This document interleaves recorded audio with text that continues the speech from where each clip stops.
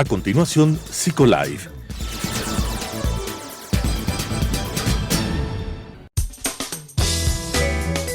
Clasificación A. Apto para todo público.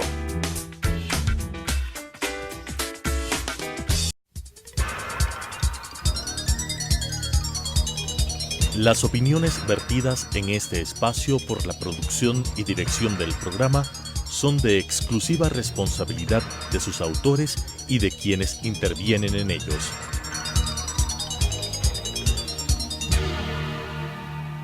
Telesucesos Canal 29 UHF presenta Psicolife, un programa creado para hablar de psicología desde una vertiente científica pero amena con la conducción de la doctora Elizabeth Montenegro. Psicolife. Donde hay voluntad hay un camino, donde hay voluntad. Donde hay voluntad hay un camino, donde hay voluntad. Donde hay voluntad hay un camino, donde hay voluntad. Donde hay voluntad hay un camino, donde hay voluntad. Donde los sueños se cumplen, camino especial, un lugar, buena obra, camino especial, inclusión aquí se nota, camino especial, vamos todos juntos al camino especial, donde hay voluntad, hay un camino, donde hay voluntad, donde hay voluntad, hay un camino, donde hay voluntad, donde hay voluntad, hay un camino, donde hay voluntad, donde hay voluntad, hay un camino, donde hay voluntad, donde los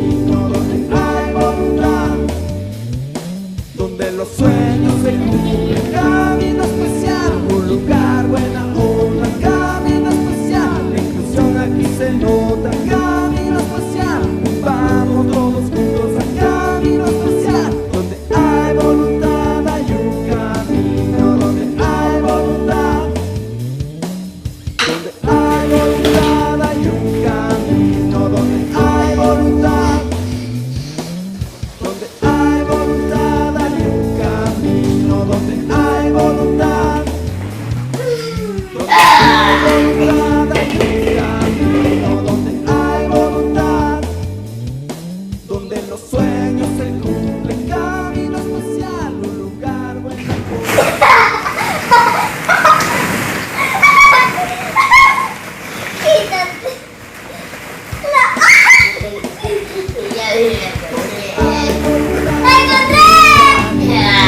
Hay voluntad, donde hay voluntad, hay un camino, donde hay voluntad, donde hay voluntad, hay un camino, donde hay voluntad, donde hay voluntad, hay un camino, donde hay voluntad, donde los sueños se cumplen, camino especial, un lugar, buena obra, camino especial, inclusión aquí se nota, camino especial, vamos todos juntos al camino especial. Los sentidos nos permiten recibir información del mundo, pero no solamente nos permiten adquirir esa información, sino que en la estructura de los niños, de los jóvenes y de las personas en general posibilita los primeros procesos cognitivos, la atención, la memoria, y después, a través de toda esa información que vamos recibiendo en los órganos de los sentidos, se hace procesos cognitivos mucho más complejos,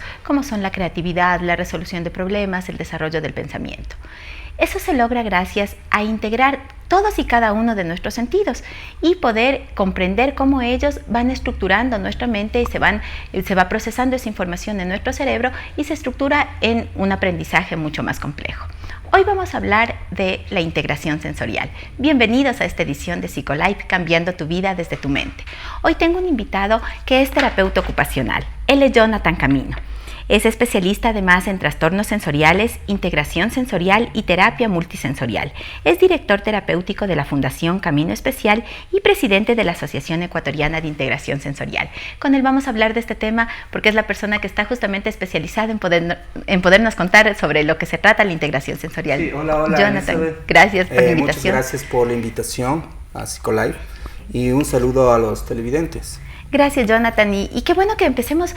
Yo decía justamente cuando estábamos tras cámaras, contémosles primero a nuestras personas, a nuestros televidentes, qué es la integración sensorial, porque es un término, conversábamos antes y decíamos, relativamente nuevo en nuestro medio, pero que tiene gran influencia en el desarrollo de los niños y en la personalidad y en los trastornos que se pueden presentar también en su desarrollo. Así es, lo has dicho muy bien, y bueno, podríamos decir que ahora el término en general mundial hablamos de trastornos en el procesamiento sensorial.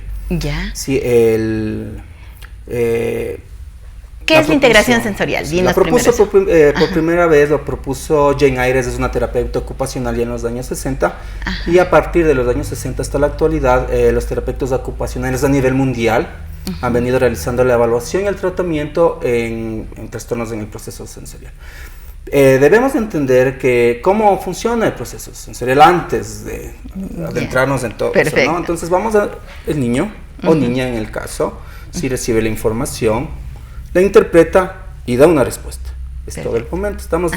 Ahora en este momento estamos realizando ese proceso sensorial, ¿sí? Sí, correcto. Entonces, el niño o la niña recibe, interpreta y da respuestas. Hablamos de un trastorno en el proceso sensorial cuando hay una desorganización, ¿sí? Y la respuesta no es la típica, no es la esperada que tenemos. Es decir, podríamos asemejar esto como un computador. Cuando nosotros metemos la información, introducimos la información a través del teclado del computador, esa información se procesa en el CPU y sale una respuesta que es la impresión o se despliega en la pantalla. Exactamente, sí. Entonces todo el tiempo estamos en esa no relación.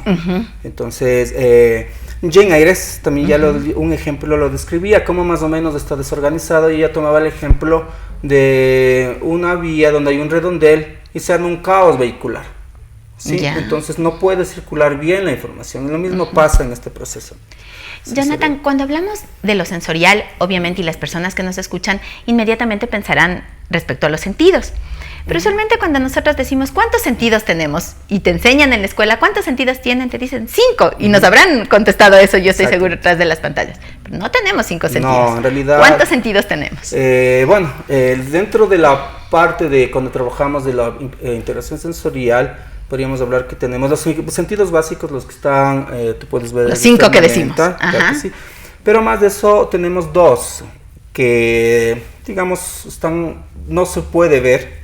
Que es el sentido vestibular, que se encarga del balance, del equilibrio y de la gravedad. Asimismo, el sentido propioceptivo. El propioceptivo es justamente la memoria del cuerpo, dónde se encuentra mi cuerpo en el espacio. Si estoy parado, si estoy sentado. Yo sé en este momento dónde están mis pies sin necesidad de verlos. Correcto. ¿Sí? ¿Qué fuerza yo necesito? Inclusive yéndonos a nivel escolar, ¿qué necesito yo? ¿Qué fuerza necesito para tomar un lápiz? O cómo tengo que estirar mi mano para alcanzar algo que está... Exactamente, o la fuerza para realizar un movimiento, lanzar una pelota. Siempre se ha dado entonces prioridad a estos otros sentidos, a los que tú nos decías que los observamos en la persona como tal, el tacto, el olfato, la vista, el gusto y el oído, ¿no? Pero estos 2 sentidos que tú nos mencionas, el vestibular y el propioceptivo, que nos dan información de nuestro cuerpo en el espacio en general, no se los toma en cuenta mucho, y por tanto se asumiría que no hay que desarrollarlo, sino que es algo que se va dando intrínsecamente con la persona. Sí, ya lo decía Aristóteles, no hay nada en el intelecto que no haya estado antes de los sentidos. Partiendo de esa reflexión, podríamos decir que lo sensorial es la puerta de entrada para el aprendizaje y el conocimiento. Así es. ¿Sí? Y ahora se tiene claro que ahora se escucha más, ¿no?, de la integración sensorial, por la importancia que esto tiene a nivel, por ejemplo, de entender un poco a los niños que tienen esa inatención, esa impulsividad y ese movimiento. Entonces ahí empezamos nosotros a hablar de los otros 2 sentidos que estaban ocultos, que tienen muchísima relación. Entonces por eso es importante, por ejemplo, en las escuelas, cuando la maestra entiende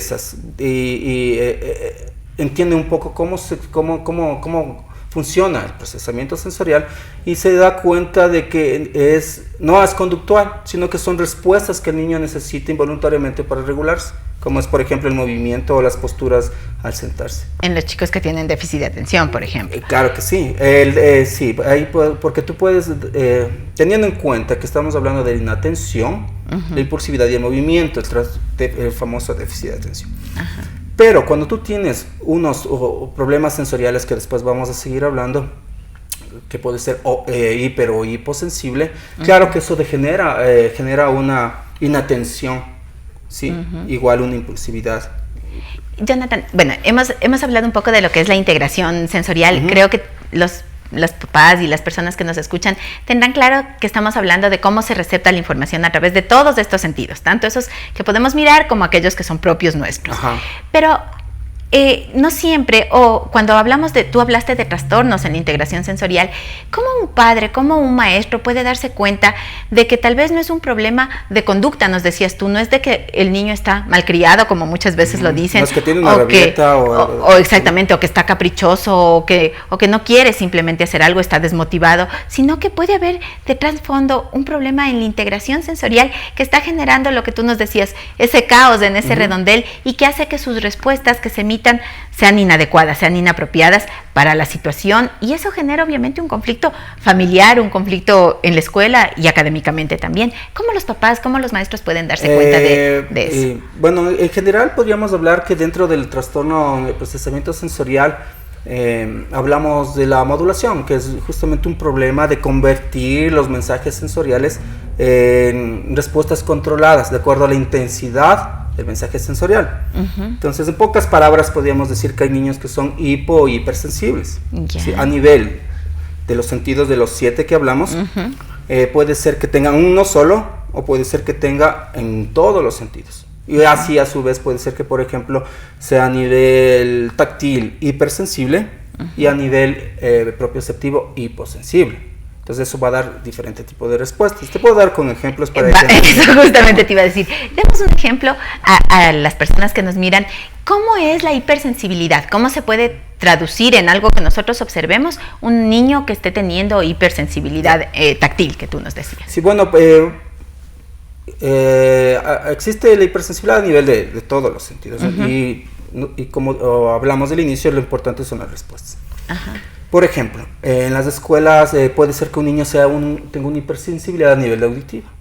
Generalmente también hay que tomar mucho en cuenta que cuando tú entiendes eso también vas a entender a los niños con autismo, con trastornos específicos. De neurodesarrollo. El TEA. Claro que sí. TEA, del espectro autista, perdón. Correcto. Trastorno del espectro autista. Entonces, porque ahí ello es una característica. Generalmente siempre va acompañado de la parte sensorial, por eso en el DSM-5 ya se dice que dentro de las características de evaluación hay que tomar en cuenta si el niño es hipo o hiperreactivo sensorial.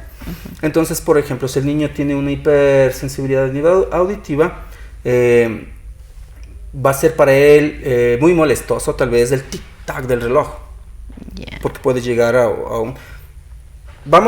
antes de justamente, estamos hablando de la modulación, para que entiendan cómo más o menos funciona la hipo y la hipersensibilidad. Igual vamos a imaginar la perilla del volumen de un equipo de sonido, ¿sí? Correcto. Entonces vamos a pensar que un niño está en 1, si movemos la perilla, pero está sintiendo como 10. Entonces se vuelve algo insoportable. Exactamente, ¿sí? O a su vez puede ser al revés. Puede ser que el niño esté. Entonces ahí hablaríamos de una hipersensibilidad, ¿no? Porque el volumen está en 1, pero sin embargo él está escuchando, se amplía todo eso. Ya, correcto. ¿Sí? Y puede ser tal vez también a lo contrario. Puede ser que esté todo, pero él está sintiendo como muy bajo. Jonathan, solo quiero aclarar. Desde ahí estamos hipersensibles. Solo quiero aclarar una cosa. Si bien es cierto, tú nos decías, es una condición muy típica y característica de todos los niños que están en el rango del trastorno del espectro autista, del Asperger, autismo y demás, pero no es exclusiva de ellos. Un niño que no tenga una condición de autismo o de Asperger o de algún trastorno del espectro autista puede tener esta hipersensibilidad, puede tener esta hiposensibilidad también. En realidad hay estudios que es muy común, por eso en Estados Unidos se trabaja mucho esto, ¿no? Ya que, si no me equivoco, hay estudios en el 2004 que decían 1 de cada 20 y en el 2009 ya decían 1 de cada 6 niños. Entonces imagínate, si en un aula hay, por un ejemplo, 12 niños, quiere decir que 2 van a tener un problema de justamente de sensorial. Y no necesariamente que esté asociado a una discapacidad. Ahora, y nos hablabas también de la hipersensibilidad, de la hipo, nos decías tú, nos diste un muy buen ejemplo. De sensibilidad. Sí, es mucho. La hipo, cuando hablamos de bajo... Es poco. Pero tú nos hablabas de la hiposensibilidad en lo propioceptivo. El ejemplo que nos pusiste, el ser auditivo, es muy claro porque lo podemos evidenciar. Pero dentro del sistema propioceptivo, ¿cómo puede darse una hiposensibilidad y cómo el adulto puede darse cuenta que su hijo tal vez no está sintiendo? Sí, por ejemplo, hay manifestaciones, no vamos a en la escuela, es un ejemplo que te puedo decir más claro. Yo para hacer las actividades de escritura necesito tomar el lápiz y empezar a escribir. Si yo tuviera un problema a nivel propioceptivo, puede haber de 2 maneras, que a veces parecen contradictorias, pero funcionan, ¿no? Entonces puedo coger y puede ser que yo rompa siempre las puntas de los lápices, porque no sé la fuerza que estoy ejerciendo para realizar esa acción. O puede ser por el contrario, que empiece escribiendo bien y después se vaya la letra cambiando. O que sea tan bajito lo que escribes que no se nota. Sí, son propioceptivos. Generalmente también voy a tener posiciones a nivel de sentado, como este tipo de posiciones, que el niño pone su cabeza sobre las manos con apoyo en los codos. ¿Eso qué significa? ¿Que el tono muscular de su cuello no está muy fortalecido? Como hablamos, la propiocepción es la memoria del cuerpo y me dice dónde estoy, en qué está. Entonces, si estamos hablando de un niño que está todo, pero está en un ojo hiposensible, que no siente, entonces busca las maneras. O sea, el poner las manos así significa que las manos le están diciendo, tu cabeza está aquí, estás de esta manera. Sí, aquí está en el cuerpo, aquí estás, entonces... O sea, no es que estoy tan aburrido que estoy agachado, no significa necesariamente eso. Es importante que muchas veces los profesores, los psicólogos no tienen que tomarlo tan personal muchas veces, ¿no? Como estamos hablando, son respuestas involuntarias, ya que estamos hablando del sistema nervioso central, que el niño lo hace por su necesidad de regularse, de esa manera, es involuntario. Cuando tú nos dices regularnos, y también es importante que las personas entiendan, regular significa, cuando tú hablabas de la perilla, significa como que poner en el medio. Exactamente. ¿Sí? Eso significa el regularse los niños en todo su sistema sensorial. Exactamente, entonces de esta manera yo busco automáticamente oposiciones. Bueno, voy a tratar mi gráfico, entonces ahí tú puedes ver que estoy igual sintiendo, o simplemente el hecho de necesito. O estar jugando con las manos todo el tiempo. Tener exactamente, presionar. Sí. Hay muchas maneras de que el niño busca la manera de regularse. Y por último puedo generar que yo, como no me siento el cuerpo, necesito pararme para sentir dónde estoy. Y ahí estamos otra vez hablando de la impulsividad. Y yo te iba a decir justamente, esto que nos acabas de mencionar y tan gráficamente como nos pusiste las posiciones es tan importante porque muchas veces los docentes en la escuela traducen eso, tú lo decías, de una manera personal, es decir, a ver, siéntese bien, es una falta de respeto que usted esté chorreado en la silla, o es una falta de respeto que esté con las manos así porque me demuestra aburrimiento. Entonces, el no tomarlo de esa manera, sino tal vez identificar que estas pueden ser como señales de alerta, una campanita que nos está diciendo, ojo, algo está pasando con él, nos permitiría hacer una intervención, un diagnóstico y una intervención apropiada, ¿no? Por supuesto que sí, niños que chocan generalmente contra los muebles, entonces la maestra que ya tiene el conocimiento, entonces claro, puede decir, aparentemente el niño o la niña parece que tiene un problema social y puede ser derivado, ¿no?, al especialista, en este caso terapeuta ocupacional, para que le haga una evaluación y le ayude en el tratamiento. ¿Sí? Entonces, claro, y eso lo más importante es que estamos también vamos a empezar a quitar esas etiquetas que también dañan al niño, como tú dices, malcriado, el pegón, el inquieto. Inclusive los niños mismos dicen, soy un hiperactivo. Claro, por supuesto. Ya vienen ellos mismos, ya vienen con esa estima que dicen. ¿Sí? Otro ejemplo que también, un ejemplo claro, que como estamos hablando de la propiocepción, es un papá un poco más fuerte. Niños de 4 años están jugando y podemos ver que el niño va a jugar y aparentemente está golpeando, porque parece brusco, pero como estamos viendo no tiene muchas veces nada que ver con esa parte conductual de que quiero hacer daño al otro niño. O sea, no es que tenía Esa la intención planificada, maquiavélica, ya. que voy y le voy, no, porque están jugando y simplemente como es mi manera de modulación. Yo juego de esa manera. Y eso te dicen los padres usualmente, o los maestros te dicen, es muy tosco, es muy brusco. Ajá. Y no necesariamente está vinculado a una conducta agresiva, sí, sino y más que su todo, forma de puedes darte modularse. cuenta cuando le traes al niño y le dices que por qué hizo eso, el niño se va a poner a llorar. Y va a decir, pero yo no hice nada, simplemente estoy jugando. Ya, Pero nosotros ya asociamos inmediatamente que el niño está realizando una actividad que quiere dañar al otro niño, pegándole, y entonces ahí dices, bueno, ya te digo otra vez, ya te he dicho, y dices, vaya castigado, etcétera, etcétera, etcétera. Jonathan, en el video que observábamos al inicio del programa, que tú tan gentilmente de la Fundación nos proporcionaste, veíamos muchas actividades de los niños en movimiento. Veíamos niñas que estaban andando por una rampa, llevar las pelotitas a una canasta, pero controlando el equilibrio más o menos. Otros que estaban como en unas hamacas también moviéndose.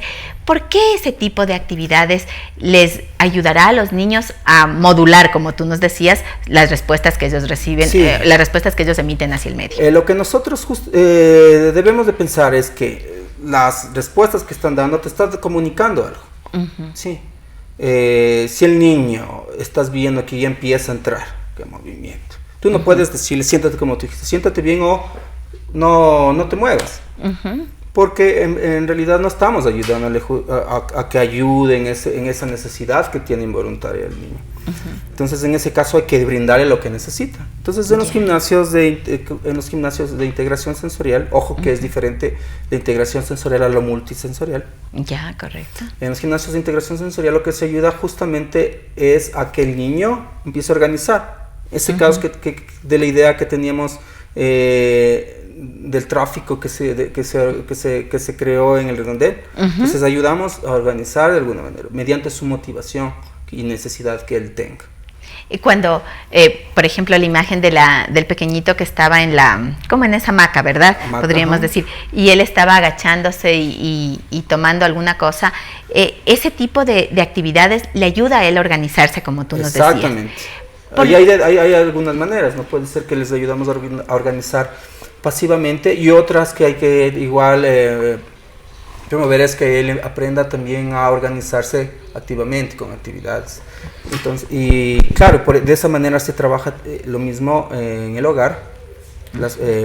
Nosotros decimos vamos a darles dietas sensoriales para que el papá también sepa cómo manejar en el hogar.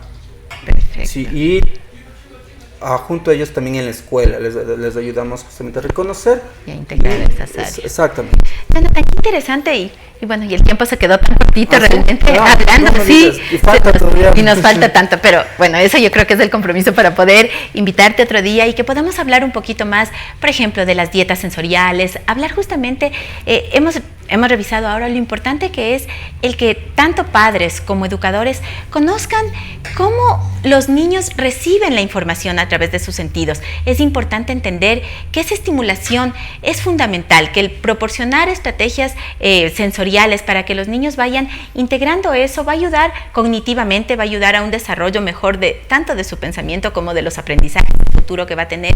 Identificar que muchas veces nosotros como educadores o como padres etiquetamos a nuestros hijos con etiquetas que no les corresponden, que a veces estas alteraciones pueden deberse justamente a una falla en la entrada, en cómo se recibe esos estímulos, y obviamente si falló la entrada, tanto el procesamiento como la salida de la información va a estar inadecuada.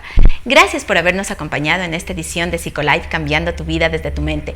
Les invitamos a seguirnos a través de nuestras redes sociales, a través de Facebook en SEADI Psicología y también a través de Telesucesos en YouTube, Telesucesos Psicolife. Hasta una próxima. Gracias, Jonathan, también.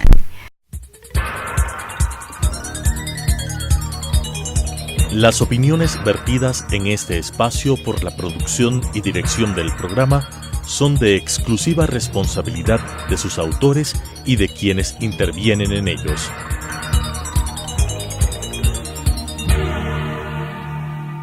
Telesucesos Canal 29 UHF presentó Psicolife, un programa creado para hablar de psicología desde una vertiente científica pero amena con la conducción de la doctora Elizabeth Montenegro.